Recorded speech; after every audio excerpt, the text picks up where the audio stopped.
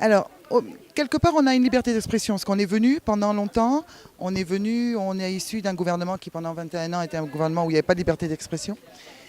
Et en même temps, on a cette liberté d'expression qui est bloquée par déjà le fait religieux, qui est le plus fort, par le fait culturel, sociétal, c'est-à-dire nos familles. Nos familles ont un poids très, très, très, très lourd. On n'est pas un individu, on fait partie d'un groupe. L'individu n'existe pas dans le groupe.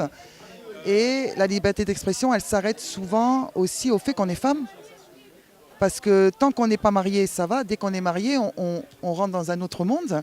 Notre mari va nous demander de nous calmer, qu'on ne parle plus de certaines choses, nos familles vont faire. Donc la liberté d'expression, ça veut dire quoi? À partir du moment où on met une barrière à la liberté d'expression, que ce soit la barrière culturelle, la barrière sociale de nos familles, la barrière politique, il n'y a pas de liberté d'expression. Je voulais signaler qu'on a quand même un homme ici, qui est un jeune homme qui a été condamné à mort, qui est en prison pour apostasie, qui a été condamné à mort pour apostasie. Un jeune qui s'appelle Mkhaitir, qui n'a pas dit quelque chose de mal, mais ça fait 4 ans qu'il est en prison. Condamné à mort pour apostasie. En fait, là, on est dans l'exemple même de la liberté d'expression. Qu'est-ce qu'on a le droit de dire, qu'est-ce qu'on n'a pas le droit de dire? À partir du moment où tout est religieux, où toute notre façon de nous comporter dans la vie est religieuse, il n'y a plus de liberté d'expression. Et je suis quelqu'un de profondément croyant quand je dis ça. Je suis quelqu'un de profondément croyant. Mais je fais partie d'un mouvement ici en Mauritanie qui dit qu'il va falloir qu'on arrive un jour à accepter de nous regarder en face et peut-être pas une laïcité comme en Europe, ça ne veut rien dire, mais à commencer à séparer au niveau, par exemple, de l'État les prises de décision entre le religieux et le non religieux, de façon à ce qu'on ait une réelle liberté de parole. Au Sénégal, vous avez une liberté de parole. Moi, j'admire.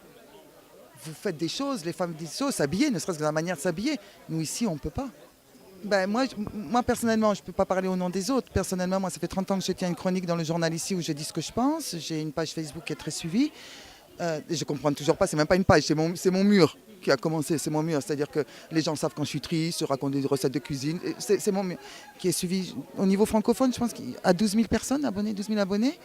Et je fais la poésie, donc je suis invitée un peu partout à parler de la poésie féminine, de langue française. Et je continue à me battre pour me dire, vous m'avez entendu, je refuse qu'on me mette une barrière. Ça, ce que je dis, je ne dis pas que j'ai la vérité, je dis juste que essayez de penser. Ce que je vous dis, ce n'est pas pour vous choquer, c'est pour que je ne vous dis pas que j'ai raison. Je vous dis, c'est que réfléchissez. On est le seul pays dans le monde, dans l'Afrique, à ne pas penser. Où sont nos penseurs? Le Sénégal a donné des grands écrivains, des grands artistes. Le Maghreb a donné des grands écrivains, des grands artistes. Le reste des pays, on a des grands écrivains. Sortez-moi aujourd'hui, mais où sont nos courants de pensée? Où sont nos penseurs? Où sont nos libertés d'expression? On ne fait que réciter des poèmes qui datent de 5 siècles. Ou alors des poèmes qui chantent le puissant.